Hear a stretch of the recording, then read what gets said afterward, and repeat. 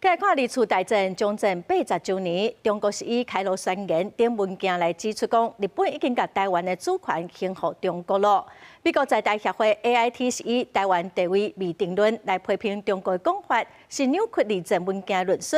美国国务院嘛表示讲，因的看法是甲 AIT 相同。咱国外交部嘛强调讲，两方是对等存在，互相无隶属。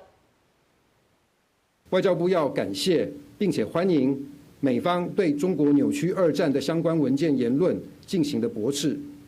特别是公开明确地重申美方对台湾的政策立场，驳斥中方虚假不实的论述，以及再次展现对台湾国际参与的坚定支持。